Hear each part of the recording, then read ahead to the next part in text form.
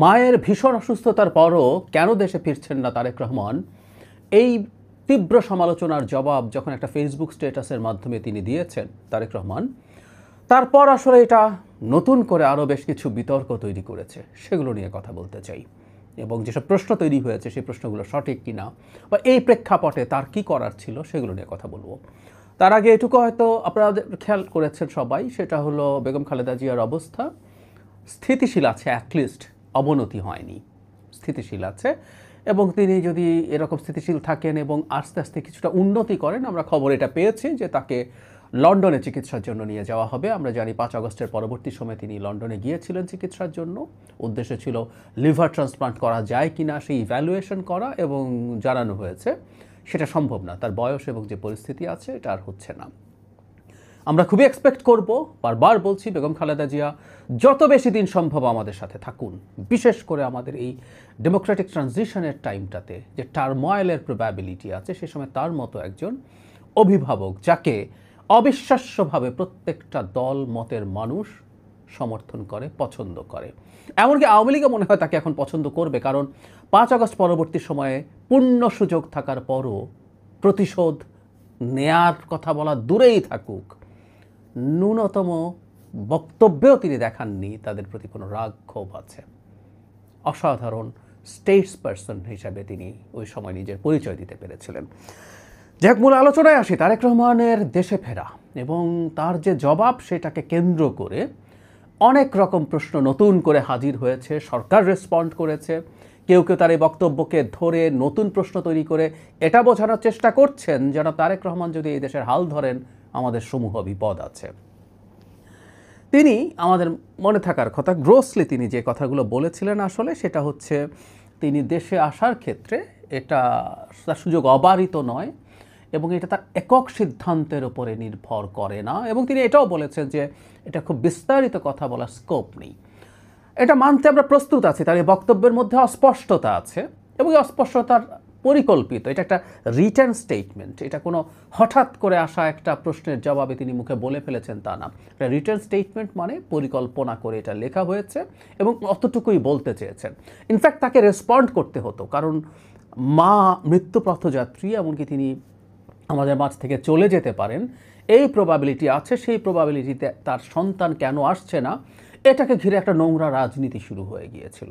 সুতরাং তাকে এটা অ্যাড্রেস করা আসলে দরকার ছিল। কিন্তু হ্যাঁ, সেই প্রশ্ন আসতেই পারে, কেউ বলতেই পারেন যে উনি অ্যাড্রেস করে নতুন ঝুঁকি তৈরি করলেন কিনা, কারণ এই ধরনের নতুন নতুন প্রশ্ন আসলো।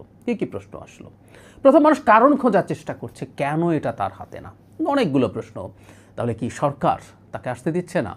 এই প্রসঙ্গে আমরা যদি বলি, সেটা হচ্ছে সরকারের পক্ষ থেকে প্রেস সচিব জানিয়েছেন যে সরকারের দিক থেকে কোনো রকম কোনো বাধা নেই। কেউ কেউ খোঁজার চেষ্টা করলেন তবে কি প্রস্তুতি শেষ হয়নি? আমরা জানি যে তাদের ব্যবহারের জন্য বুলেট প্রুফ গাড়ির অর্ডার করা হয়েছে, সেটা কি আসেনি? অস্ত্রের লাইসেন্স কি হয়নি? এসব কেউ কেউ এমনকি সেনাবাহিনীর একটা অংশ এই ব্যাপারে দ্বিমত প্রকাশ করছে কিনা সেটা বলছেন, কারণ 1/11 সময় তার সাথে অত্যন্ত বাজে আচরণ করা, তাকে নির্যাতন করা একটা অংশ সেনাবাহিনীতে কি এখনও আছেন, বা না থাকলেও তাদের কেউ কি আছেন, তারা কেউ কি সমস্যা করতে চাইছেন? প্রশ্নগুলো এভাবে আসছে, আমি জাস্ট এগুলো উত্থাপন করছি। কিন্তু যে জিনিসটা সবচেয়ে বেশি আলোচনায় এসছে, যেটা আসলে চরম বিতর্ক তৈরি করেছে, সেটা হলো এই বিদেশি কোনো শক্তি এটার সাথে জড়িত আছে কিনা। বিবিসি বাংলা একটা বিস্তারিত রিপোর্ট করেছে, আপনার রিপোর্টটা চাইলে পড়ে নিতে পারেন। সেখানে বলা হচ্ছে এরকম, তবে বিএনপির কিছু সূত্র বলছে তারেক রহমানের ফেরার বিষয়ে প্রভাবশালী কয়েকটি দেশের আপত্তির বিষয়টি কাজ করে থাকতে পারে। তবে কোন দেশ, কেন ও কীভাবে তাদের এই আপত্তির কথা জানিয়েছে তার সূত্রগুলো নিশ্চিত করতে পারেনি। হয়েছে কি, বিবিসির এই কথাটাও খুবই ভেগ ধরনের। আপত্তির বিষয়টি কাজ করে থাকতে পারে, এবং এখানে কেউ কেউ আবার এটা বিশ্লেষণ করার চেষ্টা করছেন। দুটো দেশের নাম আসছে এখানে, ভারত এবং আমেরিকা। তাদের গ্রিন সিগন্যাল নাকি লাগবে তিনি দেশে আসার জন্য। আমি নিশ্চিত নই, মানে এটা আবার আমি বলি সব সময় যে একটা দেশের অভ্যন্তরীণ ব্যাপার বলে আমরা সব কিছু পাশ কাটিয়ে যাওয়ার চেষ্টা করি। বিষয়গুলো এত সরল না। পৃথিবী যেভাবে চলে, যেভাবে কাজ করে, এর মধ্যে ইন্টারন্যাশনাল পলিটিক্স থাকে, জিও পলিটিক্স থাকে, সেগুলোর ভিত্তিতে অনেক সময়ই আমাদের মতো দুর্বল ছোট দেশের অনেক সিদ্ধান্ত প্রভাবিত হয়। এটা ভুল না। এটা হতে পারে। সুতরাং বাংলাদেশের ভবিষ্যতে কি হতে যাচ্ছে সেটার সাথে আমেরিকার স্বার্থ তো জড়িত আছে, ভারতেরও স্বার্থ জড়িত আছে। For the time being Bharat defeated হয়েছে, কোনো সন্দেহ নাই, কিন্তু ভারত ফিরে আসার চেষ্টা করবে কোনো না কোনোভাবে, কোনো না কোনো ফর্মে।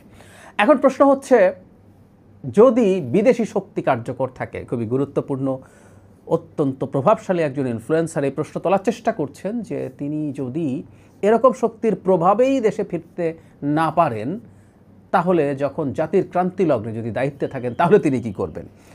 প্রশ্নটা খুব ভালো হয়নি। কেন বলছি? আমরা ধরে নিলাম, কাগজে কলমে বলছি, আমরা ধরে নিলাম, এটাও বলছি, ধরে নিলাম ভারত আমেরিকার কারণেই তিনি এখন ফিরতে পারছেন না, তাদের সাথে নেগোসিয়েশন বা কোনো একটা কিছু সেটেলমেন্ট, কিছু একটা তাদের সাথে ডিলিং, আন্ডারস্ট্যান্ডিং, হোয়াট এভার কিছু একটা হবে, তারপর তিনি আসতে পারবেন। একটা মানুষ যিনি রাষ্ট্রের ক্ষমতায় নেই, যিনি জাস্ট এই মুহূর্তে একটা দলের প্রধান এবং সরকার অন্য একটা, যে সরকার অনেক ক্ষেত্রেই কোনো কোনো দেশের ভালো প্রভাব আছে সেই সরকারের, বিশেষ করে আমেরিকার প্রভাব আছে বলে তো আলাপ আছেই, তো সেই সরকারের সময়ে তিনি যখন আসতে পারছেন না, তাদের সাথে নেগোশিয়েট করতে হচ্ছে, তাদের সাথে কথা বলতে হচ্ছে, তাদের সাথে এক ধরনের ব্যাকফুটে থেকে আলাপ করতে হচ্ছে, কারণ তিনি দীর্ঘ সময় ধরে দেশের বাইরে আছেন, দীর্ঘ সময়, 16-17 বছর হয়ে গেল। সেই মানুষটা যখন প্রধানমন্ত্রী হবেন, বাংলাদেশের নির্বাচিত প্রধানমন্ত্রী হবেন, এবং বিএনপি একটা ভূমিধ্বস বিজয় পাবে, নিশ্চিত থাকতে পারি আমরা। মানে অনেকে জামাত আর ইসলামী দলটল মিলে একটা খোয়াব দেখেন, সরকার গঠন করে ফেলতে পারে, সরকার গঠন দূরেই থাকুক, তারা রেসপেক্টেড নাম্বার, মানে মোটামুটি কাজ চলবে, সম্মানজনক একটা সিটও তারা পাবে বলে আমি মনে করি না। যাই হোক, সেই ডিবেটে ঢুকছি না। একটা ভূমিধ্বস বিজয় দিয়ে ক্ষমতায় আসা একজন প্রধানমন্ত্রী, রাষ্ট্রনায়ক, তিনি এই দেশগুলোর চাপ মোকাবেলায় কাজ কেন করতে পারবেন না? তিনি তো শেখ হাসিনা নন, কারণ তিনি ক্ষমতায় যাওয়ার জন্য ভোট চুরি করে তাদের সাহায্য নিয়ে ক্ষমতায় থাকছেন না। তিনি ক্ষমতায় যদি যান, এই দেশের জনগণের স্বতঃস্ফূর্ত ভোটে নির্বাচিত হয়ে যাবেন। সুতরাং তিনি ক্রান্তিলগ্নে ভারত আমেরিকার কথা শুনে দেশের স্বার্থের বিপরীতে কাজ করতে হবে, এটা ভুল। তবে আমি সবসময় যেটা বলি, গণতান্ত্রিক সরকার হলেও বড় দেশগুলো তাদের প্রভাব বিস্তারের চেষ্টা করে। সুতরাং ওরকম কিছু যদি হয়েও থাকে, সেটা ভবিষ্যতে কোনো সমস্যা তৈরি করবে না। আর এটা একটা ফ্যাক্টর কিনা আমি যদি সেই আলোচনায় যাই, আমার কাছে মনে হয় না। আমি ব্যক্তিগতভাবে মনে করি কোনো বিদেশি রাষ্ট্রের প্রভাব, মানে ভারতের কোনো প্রভাব এখানে থাকতে পারে বলে আমার মনেই হয় না। আর যদি ভারত তারেক রহমানের আশা পেছাতে চায়, এটাও তার একটা পজিটিভ ব্র্যান্ডিং। ভারত যাকে ঠেকাতে চায় তিনি সহি লোক, তিনি এই রাষ্ট্রের স্বার্থে কাজ করবেন, জনগণের স্বার্থে কাজ করবেন, এটা শিওর। তিনি ভারতের স্বার্থের বিপরীতে দাঁড়াবেন, এটা শিওর। সুতরাং তারেক রহমানকে যদি ভারত বাধা দিয়ে থাকে, আমি জানি না কীভাবে দেবেন, সেটা আমি পজিটিভ বলেই দেখতে চাই। এমনকি আমেরিকাও যদি তার সাথে কোনো না কোনো ইস্যুতে কোনো আন্ডারস্ট্যান্ডিং বা ডিলিংয়ের চিন্তা করে, সেটা যদি রাষ্ট্রের কথা মনে করে তিনি দূরে থেকে আমেরিকাকে নাখোশ করে থাকেন ফর দ্য টাইম বিং, সেটাও পজিটিভ। তিনি দেশপ্রেমিক, এভাবেই প্রমাণিত হয় ব্যাপারটা। যাই হোক, আমি মনে করি না এই দেশগুলো এখানে একটা ফ্যাক্টর হিসাবে কাজ করেছে। আর তিনি যেহেতু বলেননি, আমিও আসলে খুব বেশি স্পেকুলেট করতে চাই না। এবং উনি বলছেন যে এর মধ্যে আসলে সম্পূর্ণ তার হাতে নেই, এর মধ্যে আরও অন্যান্য ইস্যুজ আছে, কম বেশি নানান কিছু থেকে থাকতে পারে। হলেও সেটা আমি আশা করি তিনি ওভারকাম করতে পারবেন, এটা হলো সবচেয়ে বড় ব্যাপার। আর এই ধরনের প্রেক্ষাপটে তিনি দীর্ঘদিন দেশে নাই, নানান রকম সেন্টার অফ পাওয়ার্স আছে দেশের ভেতরে, দেশের বাইরে, তাদের সাথে যদি কোনো না কোনো ফর্মে তার যেভাবে আসা সেটা নিশ্চিত করার জন্য আলাপ আলোচনা যদি চলে, সেখানে যদি কিছু না কিছু ক্ষেত্রে কোনো না কোনো ফ্যাক্টর কাজ করে থাকে, সেটা নিশ্চিতভাবে তিনি ম্যানেজ করে আসবেন। আর আমরা আবারও বলছি, এটা আমরা মনে রাখবো, এটা আমাদের মনে রাখতে হবে, সেটা হলো ক্ষমতায় যখন একজন মানুষ চলে আসবেন, তিনি যদি সত্যিকার অর্থে দেশের ভালো করতে চান, তিনি যদি চান দেশটাকে ভালো করবেন এবং পরবর্তীতেও নির্বাচনের মাধ্যমে ক্ষমতায় থাকতে চাইবেন, হাসিনার মতো ভোট চুরি করে ক্ষমতায় থাকবেন না, তাহলে তিনি রাষ্ট্রের স্বার্থে কাজ করতেই পারেন। সেটা তার জন্য মোটেও অসম্ভব কিছু হবে না। আর এছাড়া অন্যান্য ইস্যুগুলো তো আছেই। নিরাপত্তা নিয়ে তার ক্লিয়ার একটা গ্রিন সিগন্যাল প্রয়োজন হতে পারে, যেটা নিয়ে স্পেকুলেশন অনেক বেশি।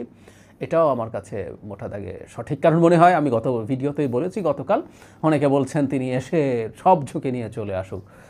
উনি সুইসাইড করার কোনো মানে নাই।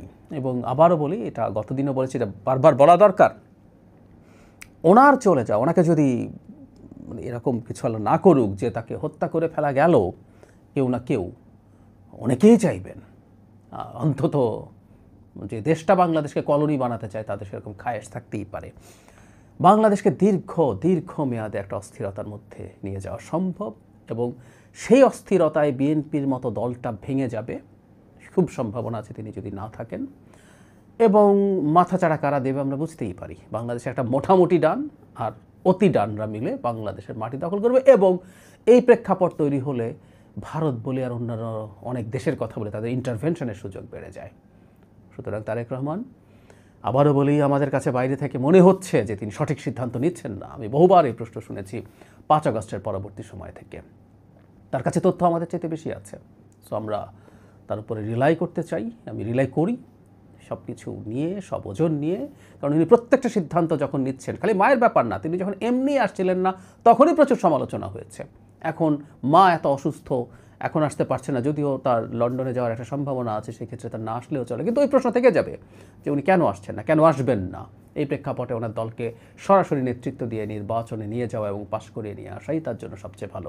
যদিও আমাকে অনেকে যখন বলতেন, আমি ধারণা করতাম যে, আমি এটা মনে করতাম তিনি যদি নির্বাচনের খুব মানে তফসিলের আশপাশে আসেন, সেটার একটা পজিটিভ দিকও এরকম হতে পারে যে তিনি আশাজনিত যে হাইপ আছে, সেই হাইপটা নির্বাচন পর্যন্ত পুরো কাভার করে যাবে, সেটা দিয়েই নির্বাচনটা ঘটিয়ে দেয়া, এটা হয়তো পলিটিক্যালি একটা ভালো স্ট্র্যাটেজি হয়ে থাকতে পারে। আমি জানি না, আবারও বলছি, কতগুলো স্পেকুলেশন।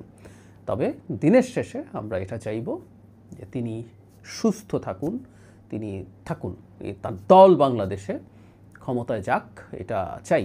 আমাদের আসলে, আমরা যারা মধ্যপন্থী মানুষ, সব রকম সমস্যা স্খলনের পরও এই মুহূর্তে মাঠে আমাদের বিএনপি ছাড়া আসলে আর কোনো অপশন নেই, এবং সেই দলের নেতা জনাব তারেক রহমান ছাড়াও কোনো অপশন আসলে আমাদের সামনে নেই।